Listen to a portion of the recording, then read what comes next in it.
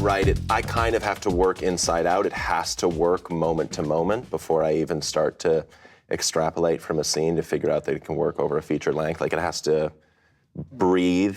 So I just sort of have to dive in and start writing it. In my movie, 8th Grade, which is about a young woman at the end of 8th grade who's recording YouTube videos, and then the sort of life that's happening around those videos.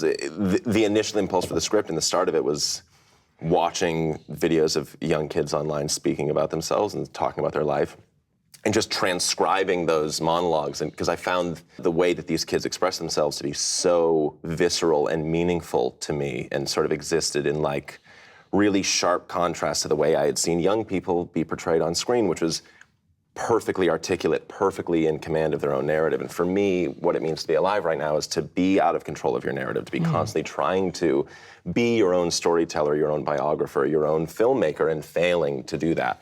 And these kids were doing it so beautifully and viscerally that I just was watching these videos thinking, if this were a performance in a movie, it would be incredible. And to see the life that this person was living outside of this video and what they're expressing, however it was similar or different, would be engaging to me. So I kind of start pretty granularly.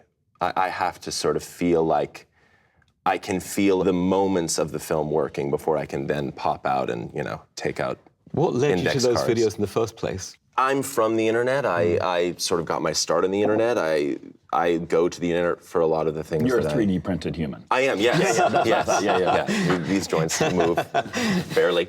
The internet is a well of humanity if you dig past the surface of it. You know, all you sort of see on the internet is like the trending viral videos, which are usually corporate made, and talk show appearances and music videos. But if you search something on the internet and sort it by upload date, you see that it's like the most pure exchange of material between the public and us. So I'm going online searching middle school advice and seeing videos with 10 views of a 13-year-old girl in her bedroom doing a 10-minute soliloquy about her own life in real time. And it was just so engaging. And why it was engaging to me was it was so clear that these kids were trying to sound like the cultural representations of themselves they had seen in movies. They were trying to sound like good characters in movies, and they were failing to sound like that. And I wanted to do a story about one of those kids. I wanted to do a story about being alive where it's almost the main stress of the main character was that the movie of her life wasn't interesting. Because I do think that's what it means to be alive right now, especially young and online.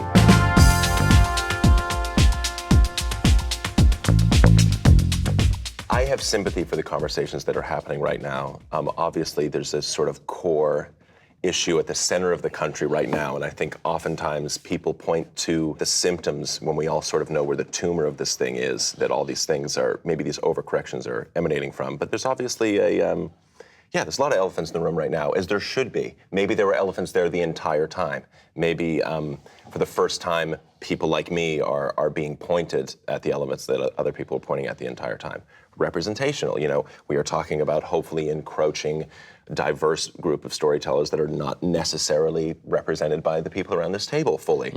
And that has to be acknowledged. And I think what I understand is that I felt like when the sort of election happened, it felt like the sort of tail was really wagging the dog, and it felt like this was a cultural failure of our country. And so I understand the impulse, even if it's an overcorrection, for people to go, okay, let's tear apart every part of our culture and see where this all started. Is it our stories? Is it our archetypes? Is it our representation in arts? And I understand that. And I think it's slightly unfair for us to expect the solution to these inequities to be perfectly fair. That's where I think it gets, you know, it's people throwing up, and all of a sudden it goes a little too far the other way, and it's panic. So I try to listen in the best way I can. I'm frustrated. I'm certainly having conversations that are different in private than I'm having in public. But I don't know. I'm just trying to be open and listen to it, and I do think, as much as it may overly criticize certain things, I think the overall mentality is leading to much more diverse, exciting art that I'm excited to see. So I'm happy to be a part of it. I am Bo Burnham. I'm Tamara Jenkins. I'm John Krasinski. Hi, I'm Pete Fairley. Thanks for watching The Hollywood Reporter. The Hollywood Reporter on YouTube. On YouTube. On YouTube.